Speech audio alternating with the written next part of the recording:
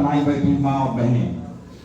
साथियों, आज ये कार्यक्रम आपके बीच में इसलिए लगाया गया है कि आप लोग अपने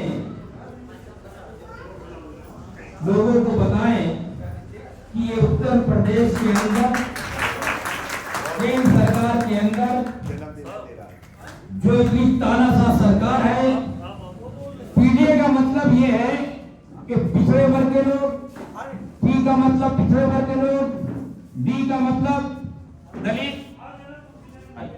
जैसा डॉक्टर भीमराव अम्बेडकर जी ने जो आप लोगों को मतदान का अधिकार दिया, उस अधिकार का हनन हो रहा है। ये जुल्मी सरकार, ये ताना सरकार जो केंद्र प्रदेश में बैठी हुई है, आप लोगों ने इनको अपना वोट दिया था कि ये हमारे बच्चों को मुस्तकबिल बनाने के लिए, शिक्षा दिलाने के लिए, सस्ते मकान दिलाने के लिए तमाम ऐसी योजनाएं लाएंगे। इन्होंने उनका उल्टा कर दिया।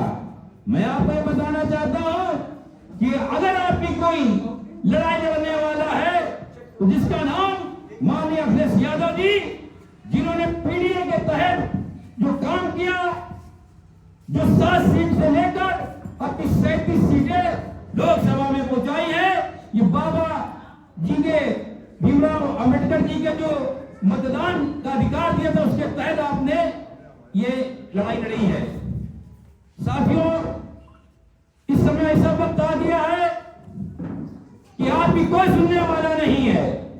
अगर आप बढ़ गए तो ये समझ लो कि आपके जो औलादें आने वाली हैं, हम लोग के बच्चे जो हैं, उनके अधिकार पूरे छीन जाएंगे। इसीलिए हमारे नेता माननीय अखिलेश यादव जी को ये चिंता सताई जा रही है कि आप लोग सब एक हो। इसीलिए पंचायतें छोटे छोटे वार्ड इस तरह में करी जा रही हैं कि महल्ले की माता बहनें कहीं नहीं जा सकती हैं। तो हम लोग बीच में हमारे सीनियर जो लोग जो हैं, ये आपको डिटेल से बताएंगे कि आने वाला वक्त बहुत खराब आने वाला है। मुझे माननीय नेताजी की बात याद आ रही है, माननीय मुलायम सिंह जी की, जो इस समय हम लोग के बीच में नहीं है। 2017 में संयोग की बात थी कि हम लोग एक मीटिंग में थे और नेताजी ये प्रदेश कार्यालय में कह रहे थे कि देख लो, जहां एक बार भारतीय जनता पार्टी की सरकार बन गई है, वहां जल्दी कोई हटा नहीं पाएगा। और वही हुआ कि जब एक बार भारतीय जनता पार्टी की सरकार आ गई है तो इतने लोग मिलकर हम लोग हटा नहीं पा रहे हैं। हम लोग इस सरकार को जब हटा पाएंगे, जब एक एक माता बहनें गली में निकलेंगी, अपने पड़ोसियों में चर्चा करेंगी कि हम लोग को जो गैर राजनीतिक लोग हैं उनको भी आना पड़ेगा कि साथियों, अगर हमको ये सरकार हटानी है तो हमको एक साथ रहना है, अपने बच्चों के भविष्य बनाना है। याद कर लो कि जब और हुकूमत, हमारी हुकूमत थी उत्तर प्रदेश के अंदर, माननीय अखिलेश यादव जी मुख्यमंत्री थे, तो चाहे वो कन्या विद्याधन हो, चाहे लैपटॉप हो, उन्होंने इतना विकास किया, उसको तब विकास हुआ था। और ये लोग कहते हैं, हम लोग को किस नाम से संबोधित करते हैं कि गुंडों की सरकार है। अरे गुंडों की सरकार तो अब बैठी है, जो अपने आदमी अपनी बात नहीं कह सकता है। अगर एक थाने में जो एप्लीकेशन देने, उल्टा डाल के भगा दिया जाता है। भ्रष्टाचार सरकार हम लोग को बताते हैं। हम लोग के टाइम में जितना विकास हुआ, मेरे नेताजी ने जो आगे एक्सप्रेस बनवाया, जिस पे लाखों विमान उतर गए, हमारे नेताजी ने किसानों की बात करी, हमारे नेताजी ने बुनकरों की बात करी, हमारे नेताजी ने पूर्व सैनिकों की बात करी। हर वर्ग की लड़ाई लड़ने वाले आपके अखिलेश यादव जी हैं। साथियों, बहुत वक्त आए हुए हैं, समय कम है। मैं आपसे हाथ जोड़कर फिर यह निवेदन कर रहा हूं कि आप एक साथ हो जाओ और पीडीए का मतलब सब लोग मिलकर, पिछड़ा दलित एक साथ होगा। इस सरकार हुकूमत को हटाना है तो एक साथ आना है। जय हिंद, जय भारत, जय भारत। है कि जो हम लोगों के लिए बहुत ही हानिकारक होता है, लेकिन हमको पता नहीं चल पाता है। मतलब कौन सी जड़ी बूटी वो सभी को सुंघा रहे हैं, कुछ कर रहे हैं। अभी अपने इसमें जो महाकुंभ में हजारों की संख्या में लोग मारे गए, और इन्होंने बहुत अच्छी बात तो ये हुई कि उन्होंने जब ये कह दिया कि कोई मुस्लिम वहां गंगा नहाने नहीं जाएगा, क्योंकि गंगा उन्हीं की थी अकेले ना। लेकिन बहुत अच्छा हुआ उनके लिए कि जो हमारे मुस्लिम भाई वहां गए नहीं। अगर गए होते तो ये जो हुआ है हादसा, ये सब इन्हीं के ऊपर मर दिया जाता कि आप लोगों ने ही करवाया है। तो इसके लिए भी हमारे लिए कहीं न कहीं बहुत अच्छा ही हुआ कि हम लोग नहीं वहां गए और हमारे नेता भी कोई नहीं गए वहां पर। गए जो तो साधारण तरीके से, जैसा राष्ट्रीय अध्यक्ष जी गए साधारण तरीके से गए, चुपचाप गंगा नहा के आ गए जैसे एक मानवता के तरीके से। और जब ये लोग गए तो इतने प्रोटोकॉल के साथ गए, पूरी जनता को नहाने नहीं दिया, जाम लगा दिया। उसके बाद इनके प्रशासन ने उस पर भगदड़ मचा दी और बोला कि ये तो पहले से कर रहे थे सेवा। ऐसा नहीं है, क्योंकि जो अपने धरती पुत्र मुलायम सिंह जो पूर्व रक्षा मंत्री थे, ये उनके बेटे हैं। वो साइकिल से पैदल चलकर एक एक गरीब व्यक्ति को, एक एक किसान को जोड़ा है उन्होंने। और उनके साथ जो भी कोई गलत करता है तो इनको बुरा लगता है। हमारे पीडीएफ चौपाल में हमारे पूर्व सांसद राजा रामपाल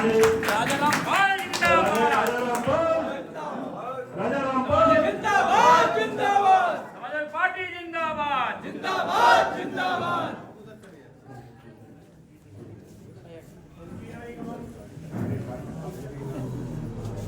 समाजवादी पार्टी जिंदाबाद जिंदाबाद जिंदाबाद। राजा रामपाल जिंदाबाद जिंदाबाद जिंदाबाद।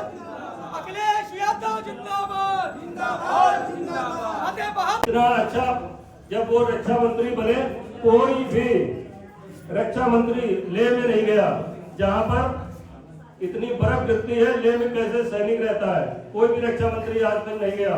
और जो गया बाद में तो वो बहुत सारे कपड़े पहन कर गया। लेकिन हमारे रक्षा मंत्री जी अपने धोती कुर्ता में जो यहाँ पहनते हैं उसी भाषा में, वो उसी अपने कपड़ों में वो लेह लद्दाख गए हुए थे। उन्होंने जब सैनिकों की हालत देखी तो बैठ जाओ भैया, सब लोग बैठ जाइए। तो उन्होंने जो है वहां पर सभी के लिए इतना अच्छा क्लोथिंग दिलाने का काम किया। और सबसे बड़ी बात है, जो उन्होंने हमारे सैनिक जो पहले बॉर्डर पे शहीद हो जाते थे तो उनको वहीं दफना किया जाता था। आज वो दिन आ गया है, उन्होंने कहा नहीं, हमारे सैनिक किसान के बेटे हैं, गरीब के बेटे हैं, इनका जो भी शहीद होता है इनकी डेड बॉडी इनके घर तक जाएगी और सरकारी खर्चे से जाएगी। कारण था कि हो सकता है उस परिवार का व्यक्ति को डेड बॉडी मंगाने लायक ना हो, इतनी तनख्वाह नहीं मिलती है फौज में, तो सरकारी खर्चे से भेजने का काम किया। आज हम लोगों को ये मौका मिल रहा है कहने का, और जो पूर्व रक्षा मंत्री ने किया है, इससे प्रदेश के ही नहीं पूरे देश के सैनिक उनके प्रति सद्भावना व्यक्त करते हैं। और सभी सैनिकों का यही भाव है कि हमने पूर्व रक्षा मंत्री मुलायम सिंह यादव जी के साथ तो नहीं कर पाए क्योंकि ड्यूटी में थे। आज राष्ट्रीय अध्यक्ष अखिलेश यादव जी उनके बेटे हैं, तो सैनिक परिवार जहां कहीं भी है उनका बहुत आभारी है। और तन मन और जरूरत पड़ेगी तो धन के साथ हम राष्ट्रीय अध्यक्ष जी को आगे मुख्यमंत्री बनाने का काम करेंगे, क्योंकि सैनिक परिवार हर जगह है। किसान सैनिक परिवार, यही उनका जो हमारे पूर्व रक्षा मंत्री थे उनका यही कर्तव्य था कि हमारा सैनिक जवान पर है और किसान खेत पे है, यही मेहनत कर रहे हैं। तो यही उनकी जो है समाजवादी का लक्ष्य यही था। तो आज पीटीए में आए सभी हमारे माताएं बहनें पीछे बैठी हुई है, सभी भाइयों का बहुत बहुत आभार। इसी के साथ मैं अपनी वाणी को विराम देता हूँ। जय भीम, जय भारत और जय समाजवाद। समाजवादी पार्टी कि हमारे क्षेत्र में हमारे घर के पास इन्होंने आने का मौका दिया। हमारी पूरी जनता सबका आभार करती है।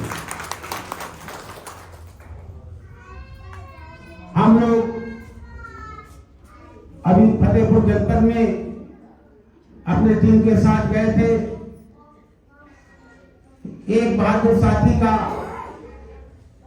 मूर्ति का अनावरण था। उस अनावरण के कार्यक्रम को समाप्त करने के बाद हम लोग सीधे पूरी टीम के साथ यहीं चल करके आए। ये हुआ चलिए वहां कार्यक्रम को अटेंड करना है। बड़ा अच्छा मौका मिला। साथियों, जो देश के अंदर परिस्थिति आप देख रहे हैं, मौजूदा सरकार ने 5 किलो राशन दे करके बहुत बड़ा एहसान किया है। जैसा कि हमारे ऊपर हमारे लोग नहीं समझ पा रहे हैं कि 5 किलो राशन दे करके हमको बेरोजगार कर दिया है, क्योंकि हमारे बच्चे कहते हैं 5 किलो राशन मिलना क्यों कमाने जाएं। ये नहीं मालूम है कि 5 किलो राशन कितना नुकसानदायक है। इस बहकावे में नाम है आप लोग 5 किलो राशन में जिस तरह जहां भी है जो नौकरी कर रहा है, मजदूरी कर रहा है, जैसा कि सब हमारे बाबा साहब अम्बेडकर ने कहा था कि अपने बच्चों को पढ़ा लिखा कर शिक्षित करिए, संगठित करिए, तब हमारे समाज का उद्धार होगा। इस 5 किलो राशन पा जाने में हमारा उद्धार नहीं होगा। ये तभी संभव हो सकता है जब हम अपने बच्चों को पढ़ा लिखा कर तैयार करेंगे, तब हमारे बच्चे अच्छी नौकरियों में जाएंगे। अभी आपने देखा हाल में कुंभ का जो मेला लगा है, हमारे कितने लोग बेघर हो गए, उसको भी मोदी जी ने छिपाने का काम किया।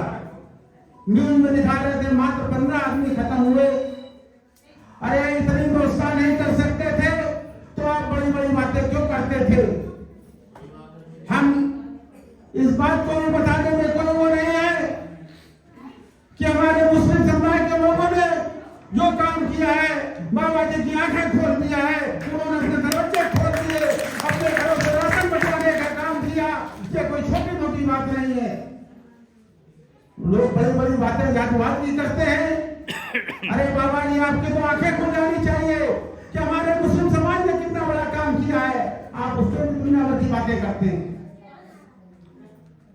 हमारे जो पीटीए की मीटिंगें चल रही है, ये यही कह रहा है कि हम लोगों को सारे समाज को जोड़ना है, सारे समाज को लेकर चलना है, हमारे अखिलेश जी की हाथों को मजबूत करना है, माननीय मुलायम सिंह जी हाथों को मजबूत करना है। इन्हीं बातों के साथ मैं अपनी बात समाप्त करता हूँ। जय भारत, जय हिंद, जय भीम। देश आजाद हुआ तो इस देश के संविधान की रचना करी और उसमें आप अल्पसंख्यक भाइयों को, दलितों को, पिछड़ों को और गरीबों को, क्योंकि बहुत से सवर्ण लोग भी ऐसे हैं जो गरीबी काट रहे हैं, गरीबों को हक दिलाने की बात की थी। लेकिन जहां तक जो इस देश का रहबर है, जब मौत के बाद भी शमशान और कब्रिस्तान पे इंसानियत को बांट दे, तो मैं नहीं समझता हूं कि उसके अंदर गरीबों के लिए कोई ख्याल हो। क्योंकि उन्होंने चुनाव में कहा था कि अखिलेश की सरकार में कब्रिस्तान को खूब बने, शमशान नहीं। तो मैं कहता हूं कि गीता को गीता रहने दो, कुरान को कुरान रहने दो, भजन को भजन रहने दो, अजान को अजान रहने दो, शमशान को शमशान रहने दो, कब्रिस्तान को कब्रिस्तान रहने दो। फर्क मत डालो मोदी जी इंसानियत पे इस कदर, कम से कम मौत के बाद तो इंसान को इंसान रहने दो। बेशक आप सबसे रूबरू होकर के मैं मछलिया की उस पाक सरजमी में से आता हूँ, वहाँ ही आप लोगों के बीच में रहना होता है। और वहाँ का जो मोमिन भाई है वो हमसे कहता है संतोष भाई राम राम, और मैं कहता हूँ भाई सलाम।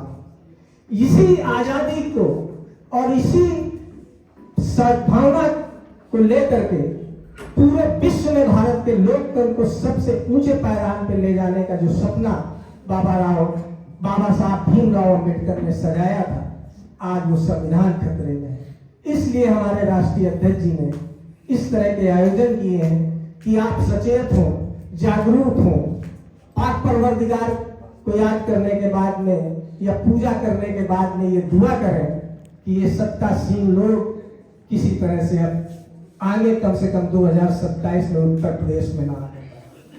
उसके लिए हम लोग अभी से तैयारी कर रहे हैं। लेकिन बड़ा हौसला मिला कि आप सब लोगों के बीच में, और राहुल ने, बाकी और लोग, जिन लोगों ने, सुनील शर्मा ने सुनील यादव ने जो हौसला दिखाया उसके लिए हम शुक्रगुजार हैं। और बड़े भाई श्री सिंह पाल ने महाराजपुर की धरती पर, महाराजपुर की इस विधानसभा में ये आयोजन कराने के लिए जो बीड़ा उठाया, उसके लिए भी मैं उनका साधुवाद प्रकट करता हूँ कि कम से कम आपने इस विधानसभा में अपना एक ऐसा कार्यक्रम देने की एक अलग जगह दी है। और अन्य वार्डों में भी अगर इस तरह से आपके जो पदाधिकारी होंगे और वो इस तरह के कार्यक्रम करेंगे तो जरूर महाराजपुर विधानसभा में एक नया आयाम मिलेगा।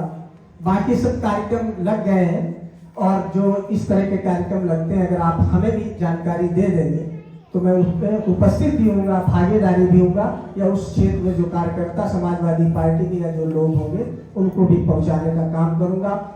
बहुत बहुत एक बार फिर आप सबके इन पाक कदमों में, चूंकि यहाँ पर उम्रदराज माताएं भी बैठी हैं, उनके पाक कदमों में मैं सजदा करते हुए ये दुआ करता हूँ और ये बात कहता हूँ कि बाबा साहब भीमराव अम्बेडकर साहब ने जो एक सपना सजाया था, तो ये तस्वीर में जब उनकी तस्वीर देखी तो बरबस ही ये बात निकली कि बाबा साहब आपकी अपने हाथों से ये तस्वीर न जाने देंगे। इस वतन की हिफाजत के लिए जो आपने संविधान रूपी जागीर दी है, वो जागीर न जाने देंगे।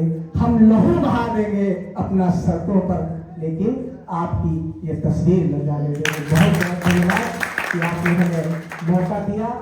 और जिन लोगों का मैं नाम, इस पर हम लोग न जाए कि हम लोग कम हैं।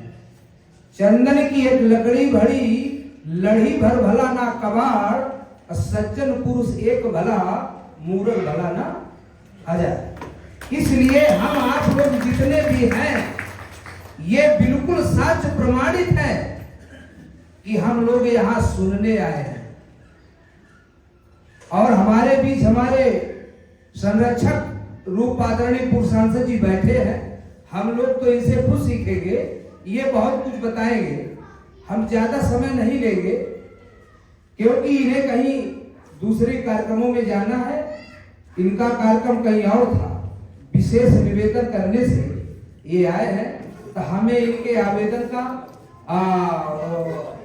आमंत्रण का और समय का भी ध्यान रखना है।